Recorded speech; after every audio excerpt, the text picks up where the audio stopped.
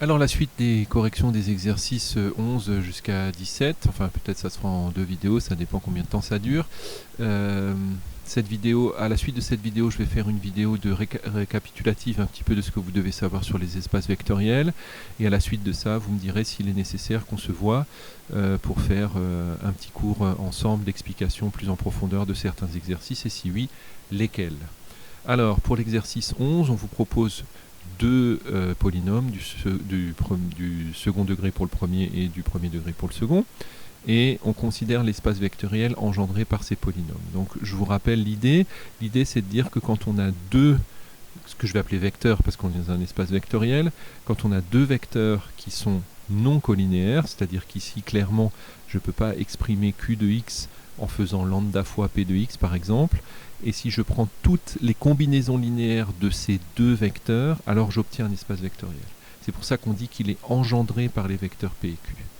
Et la question qu'on se pose, c'est quand on prend toutes les combinaisons linéaires de ces deux vecteurs, est-ce que cet espace vectoriel a des propriétés particulières? Donc par exemple, on se demande, est-ce que avec ces deux vecteurs-là, est-ce que je peux atteindre ce vecteur-là? Et si oui, quelle doit être la valeur de k pour pouvoir l'atteindre? Donc je veux qu'une combinaison linéaire de ces deux vecteurs fasse ce vecteur-là. Donc a fois p de x plus b fois q de x doit être égal à kx au carré moins x moins 1. Donc ici je fais une identification, c'est-à-dire que je remplace p de x par son expression, je remplace q de x par son expression, et les coefficients qui sont devant x au carré doivent être égaux aux coefficients qui sont devant x au carré ici, les coefficients devant x ici doivent être égaux à moins 1, et les scalaires ici doivent être égaux à moins 1 aussi. Donc c'est ce que j'ai résumé ici, et donc finalement je trouve que k doit être égal à 3. Voilà, ensuite, ah oui, il y a une petite erreur ici, ça devrait être plus 1 ici. Hein. Merci de corriger. Ensuite, déterminer les polynômes qui admettent une racine nulle. Donc vous m'avez plusieurs fois demandé à quoi ça correspondait. Donc il faut une racine nulle, ça veut dire que quand je remplace x par 0, il faut que le résultat fasse 0. Donc déjà, j'ai écrit une combinaison linéaire de p et de q, ça me donne ça. Et il faut que quand je remplace x par 0, il faut que le résultat fasse 0. Donc ici, ça va faire a fois 0, plus a plus 2b fois 0, plus a plus b. Finalement, a plus b doit être égal à 0. Et si a plus b doit être égal à 0, alors l'expression de départ, ax au carré plus a plus 2bx plus a plus b, est égale finalement à ax au carré moins ax. Donc en fait, les polynômes de p qui admettent une racine nulle ont tous pour expression ax au carré moins ax. Et donc la question, c'est est-ce que ces polynômes-là forment un espace vectoriel? Donc je regarde si c'est un sous-espace vectoriel. Donc j'additionne deux polynômes de ce type-là, et je remarque en factorisant que j'obtiens bien un polynôme de ce type-là, puisque a plus a', c'est un réel. Donc j'obtiens bien un polynôme de ce type-là. Et si je multiplie ce polynôme par un scalaire, j'obtiens encore une fois un polynôme qui ressemble à celui-là, c'est-à-dire que ka est un réel, donc j'obtiens bien un polynôme de ce type-là. Donc l'ensemble des polynômes admettant une racine nulle forme bien un sous-espace vectoriel de P. Donc ensuite on demande si ceux qui admettent une racine double, c'est ceux qui ont une seule racine en fait. Hein. C'est-à-dire dans le cas où delta égale 0, je sais que Cédric n'utilise pas delta, mais pour les autres ça veut dire que delta doit être égal à 0. C'est pour ça que j'ai calculé delta ici, voilà, b au carré moins 4ac, ça donne ça. Finalement j'obtiens deux solutions, b doit être égal à racine de 3 sur 2a ou moins racine de 3 sur 2a, c'est la condition pour laquelle ce polynôme admet bien une racine double. Donc l'ensemble que je cherche, c'est-à-dire l'ensemble des polynômes de P qui admettent une racine double, sont de cette forme-là ou de cette forme-là. Donc j'en ai pris deux. J'en ai pris deux au hasard, enfin pas tout à fait, j'ai remplacé A par 1 ici et A par 1 ici, puis je les ai additionnés. Et en les additionnant, je constate que j'obtiens un polynôme qui n'admet pas de racine double. Ça veut dire que ce n'est pas un sous-espace vectoriel de P. Voilà pour cet exercice 11. Exercice 12, on s'intéresse aux fonctions, l'espace vectoriel des fonctions de R dans R, et on se demande si les sous-ensembles A, B et P sont bien des sous-espaces vectoriels. Alors le premier ensemble, c'est les fonctions qui s'annulent en 1. Ça veut dire qu'une fonction qui s'annule en 1, ça veut dire que 1 est une racine, ou f de 1 égale 0. Donc si j'additionne deux fonctions qui admettent 1 comme racine. F plus G de 1, c'est quoi? Par définition, c'est F de 1 plus G de 1. F de 1, c'est 0, G de 1, c'est 0, donc ça fait 0. Et si je multiplie par K, qu'est-ce que ça veut dire K F de 1? C'est K fois F de 1 par définition de la multiplication par un scalaire, ce qui fait K fois 0, ce qui donne 0. Donc les deux conditions sont réunies pour que ce soit un sous-espace vectoriel de l'ensemble F. Pas de problème. Ensuite, le sous-ensemble des fonctions telles que les images de 2 et de 3 sont égales. Qu'est-ce que ça veut dire? Donc je prends deux fonctions qui vérifient cette propriété-là, c'est-à-dire f de 2 égale f de 3 et g de 2 égale g de 3. Et je me demande si la somme vérifie cette propriété et si la multiplication par un scalaire vérifie cette propriété. Il se trouve que oui. On détaille simplement les calculs. Qu'est-ce que c'est f plus g de 2? Eh bien c'est f de 2 plus g de 2. F de 2 est égal à f de 3. G de 2 est égal à g de 3. Et qu'est-ce que c'est f de 3 plus g de 3? Eh bien c'est f plus g de 3. Donc on a bien vérifié la première propriété. Et qu'est-ce que c'est kf de 2? Par définition c'est k fois f de 2. Mais f de 2 est égal à f de 3. Et donc finalement j'obtiens kf entre parenthèses de 3. Donc c'est bien un sous-espace vectoriel. Ensuite on s'intéresse aux fonctions paires. Étant donné qu'on travaille des fonctions qui sont définies de R dans R, il n'y a pas de problème d'ensemble de définition, condition avec laquelle je vous ai un petit peu embêté en maths 5. Il faut donc juste vérifier que f plus g de moins x donne bien f plus g de x, qui se fait de la même façon qu'au-dessus. On passe à chaque fois par la définition, on marque bien les étapes pour montrer qu'on a bien compris qu'on s'occupe de la fonction f plus g. On explique comment on passe... qu'est-ce que c'est la fonction f plus g? C'est f de moins x plus g de moins x, etc. Bien, les détails sont importants. Je pense particulièrement à Cédric qui parfois zappe certains détails de rédaction. Ce n'est pas parce qu'il n'a pas compris, mais parce qu'il pense que ce n'est pas utile de l'écrire. Ici, il faut être très méticuleux. Bon, je tombe sur Cédric, j'aurais pu tomber sur quelqu'un d'autre. Il faut être très méticuleux pour bien faire comprendre au correcteur que vous avez compris que vous partez d'une fonction qui s'appelle f plus g. Vous calculez f plus g de moins x. Par définition, c'est f de moins x plus g de moins x. Ensuite, la fonction f étant paire, f de moins x c'est f de x, et g de moins x c'est g de x. Et f de x plus g de x, c'est la définition de f plus g de x. Donc voilà, les détails sont importants. Pareil pour la multiplication par un scalaire, et donc on obtient bien un sous-espace vectoriel. Ensuite, pour l'exercice 13, là aussi, vous sentez petit à petit ce qui arrive dans les exercices suivants. Vous avez trois vecteurs, et on se demande s'ils sont linéairement indépendants. C'est exactement la même chose de ce qu'on a fait quand on faisait le chapitre des matrices. On se demande si trois vecteurs sont linéairement indépendants. Parce que s'ils sont linéairement indépendants, ils peuvent constituer une base d'un espace vectoriel. Donc ici, pour savoir s'ils sont linéairement indépendants, je les multiplie par R, S et T. Je dis que c'est égal à 0 et je vérifie si ce système admet comme unique solution 0, 0, 0. Et en fait, je trouve une solution, moins 3, 2, 1, mais en fait, il y en a une infinité de solutions de ce système. Ça veut dire que 0, 0, 0 n'étant pas l'unique solution de ce système, ça veut dire que ces trois vecteurs ou ces trois polynômes ne sont pas linéairement indépendants. Alors, à la place de s'occuper des polynômes, on aurait simplement pu remplacer ça par des coordonnées de vecteurs. Alors, d'où sortent ce 1, 2, 3? Eh bien, c'est les coefficients qui sont devant x au carré, x et 3. Ensuite ici 3, 2, 0 et puis moins 3, 2, 9. Pourquoi est-ce que je prends ces coordonnées? Parce que en fait dans l'espace vectoriel des polynômes de degré au maximum égal à 2, eh bien j'ai une base et cette base c'est les vecteurs, le polynôme qui est toujours égal à 1, le polynôme qui est égal à x et le polynôme qui est égal à x au carré.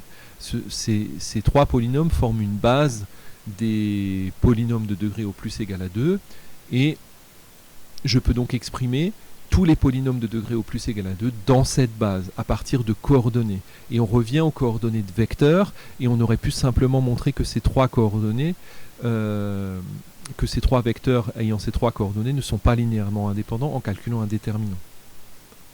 Voilà, donc on peut se ramener à ce qu'on a fait sur les matrices en fait. Donc je sais que cette notion de base d'espace vectoriel, pour certains d'entre vous, pose problème, et c'est pour ça que je vais faire une vidéo récapitulative après la correction de ces exercices. Donc ensuite, on vous demande dans l'exercice 14, donc cette vidéo commence à être un peu longue, je ne sais pas depuis combien de temps elle dure, bref.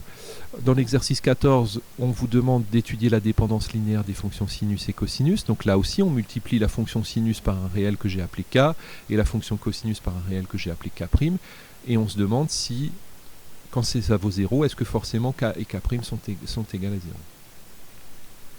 Alors comment j'ai fait pour vérifier ça? Alors effectivement, pour que ce soit toujours égal à 0, le seul couple qui fonctionne, c'est 0, 0. Donc pour vérifier ça, eh bien, si ça doit être vrai pour tout x, ça doit être vrai pour x égale 0. Et si x égale 0, alors le sinus vaut 0 et le cosinus vaut 1. Et donc j'obtiens k' égale 0. Et si ça doit être vrai pour tout x, ça doit être vrai pour x égale pi sur 2. Et si x est égal à pi sur 2, alors le cosinus vaut 0 et le sinus vaut 1, ça me donne k égale 0. Donc la seule solution pour que ça fasse toujours 0, eh bien c'est le couple 0, 0. Ça veut dire que ces deux fonctions sont bien linéairement indépendantes, et donc les fonctions sinus et cosinus forment une base d'un espace vectoriel.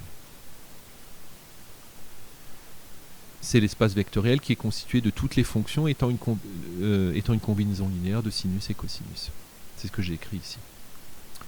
Exercice 15. Donc on vous demande de démontrer le plus simplement possible que ces deux vecteurs forment une base de R2. Il faut juste montrer qu'ils ne sont pas collinaires, ce qui est évident. Ensuite, il faut montrer que ça, c'est une base de R3. Donc il faut des vecteurs qui soient linéairement indépendants. Donc vous pouvez résoudre un système, vous pouvez calculer le déterminant de la matrice qui vaut 2. Donc ils sont bien linéairement indépendants. Ici c'est pareil. Alors pour montrer que ça c'est une base de P1, c'est-à-dire l'ensemble des polynômes de degré au plus égal à 1, vous pouvez bien sûr multiplier x plus 1 par un réel A, x moins 1 par un réel B, donc ça fait A fois x plus 1 plus B fois x moins 1, et vous regardez si le seul couple, quand ça fait 0, si le seul couple c'est A égale 0 et B égale 0. Mais on peut aussi simplement prendre les vecteurs de coordonnées 1, 1, parce que c'est le coefficient devant x et le scalaire, et 1 moins 1, et vérifier qu'ils ne sont pas collinéaires. D'accord ? Tous ces espaces vectoriels, en fait, se connectent. Si vous prenez... C'est exactement la même question qu'ici, en fait. Au lieu de demander si ces deux vecteurs forment une base de R2, j'aurais pu prendre les polynômes 2x plus 3 et x moins 2, et vérifier qu'ils forment une base de P1 aussi. En fait, c'est la même question. Donc vous avez plusieurs possibilités, c'est ce que j'ai écrit dans la question 3. Donc on peut faire un raisonnement similaire à l'exercice 13, ici, en prenant, c'est ce que je disais, en multipliant les polynômes par des scalaires et vérifier que la solution du système c'est 0, 0.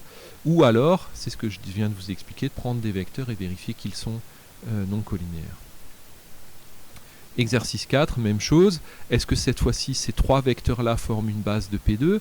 P2, c'est les polynômes de degré au plus égal à 2, donc ax au carré plus bx plus c. Je vous rappelle que cet ensemble de polynômes a une base classique, c'est-à-dire le polynôme que je disais tout à l'heure, c'est-à-dire les polynômes, le premier polynôme qui est toujours égal à 1, le deuxième qui est égal à x, et le troisième qui est égal à x au carré. Ça, c'est la base naturelle des polynômes de degré inférieur ou égal à 2. Et on se demande si ces trois polynômes-là, ils forment aussi une base de P2. C'est-à-dire, à partir de ces trois polynômes-là, est-ce que vous pouvez atteindre tous les autres polynômes de P2 ? C'est ça la question qu'on se pose. Donc, plusieurs possibilités. Moi j'ai remplacé encore une fois par les vecteurs, c'est ce que je disais, P2 est un espace de dimension 3 et les polynômes 1x et x au carré forment une base naturelle de cet ensemble. Parce que bien sûr avec 1x et x au carré vous pouvez atteindre tous les polynômes qui s'écrivent sous la forme ax au carré plus bx plus c. Il suffit de multiplier celui-là par a, celui-là par b et celui-là par c, donc ça marche à tous les coups. Et dans cette base, le polynôme x plus 1 au carré, quand vous développez ça fait x au carré plus 2x plus 1, bien il est représenté par le vecteur 1, 2, 1. Celui-là par 1, 1, 1 et celui-là par 0, 1, 1. Par 1, 1, 0, pardon, si on prend dans ce sens-là. Voilà, et donc je peux calculer le déterminant formé par ces trois vecteurs pour voir s'ils sont linéairement indépendants ou pas, et ça suffit pour conclure. Voilà. Ou alors, vous pouvez bien sûr faire un raisonnement comme dans l'exercice 13. Ça, c'est comme vous voulez. Exercice 16 était plus calculatoire, donc j'ai mis simplement les réponses, je n'ai pas détaillé les calculs. Si jamais vous n'êtes pas d'accord, n'hésitez pas à me le dire. Alors, ensuite on vous demande quelle est la dimension de l'espace vectoriel engendré par T, U, V et W. Eh bien, premièrement, ce qu'il faut dire, c'est que T et U sont linéairement indépendants. Donc vous pouvez le vérifier facilement. Donc ils sont linéairement indépendants parce que les vecteurs 6, 2, 0 et 3, moins 2, 3 sont non collinéaires. Donc déjà, c'est un espace de dimension au moins égale à 2. Mais comme vous pouvez exprimer V et W en fonction de T et U, rajouter V et W dans cet espace ne sert strictement à rien. Ils y étaient déjà en fait. Si vous prenez l'espace vectoriel engendré par T et U, dans cet espace vectoriel, il y a déjà V et W. Donc si vous les rajoutez, ça ne va pas faire un espace vectoriel de dimension 4, ça fait toujours un espace vectoriel de dimension 2. Vous pouvez raisonner avec les vecteurs V et W aussi. V et W engendrent un espace vectoriel de dimension 2 parce qu'ils sont linéairement indépendants. Et vous pouvez exprimer TU à partir des vecteurs V et W, c'est ce qu'on a fait dans la question 2, dans la question 1, pardon. Ça veut dire que tout ça donne un espace vectoriel de dimension 2. Bien, et puis on termine par l'exercice 17 qui ressemble un petit peu à l'exercice avec le sinus et le cosinus. On se demande ici que si f et g engendrent un espace vectoriel de dimension 2, donc on essaie de voir s'ils sont linéairement indépendants. Ici on ne peut pas tellement les exprimer par des vecteurs, parce qu'on n'a pas de base classique de cet espace vectoriel. Donc j'écris k fois f de x plus k'g de x égale 0, et je regarde si alors forcément il faut que k et k' soient égal à 0, ou si je peux trouver autre chose. Mais je remarque que si je remplace x par 0, alors ça donne k égale 0, si je remplace x par 0,5, ça donne k' égale 0. Donc ça engendre bien un espace vectoriel de dimension 2. Même chose pour f' et g', qui sont bien les dérivés de f et g, c'est pas simplement une notation. Et on constate, étonnamment, qu'on peut exprimer f' et g' en fonction de f et g. Ça veut dire que la dérivée de f est une combinaison linéaire de f et g, et que la dérivée de g aussi est une combinaison linéaire de f et g. Bien, et puis j'ai pas remis l'ensemble des autres calculs pour trouver aussi f et g en fonction de f' et g'. Bon, vous pouvez soit résoudre le système, soit inverser la matrice, et puis on arrive au résultat. Voilà, j'espère avoir été clair, et j'enchaîne donc sur l'autre vidéo récapitulative sur les espaces vectoriels, et ensuite on verra si on doit se voir sur Teams. Bonne journée.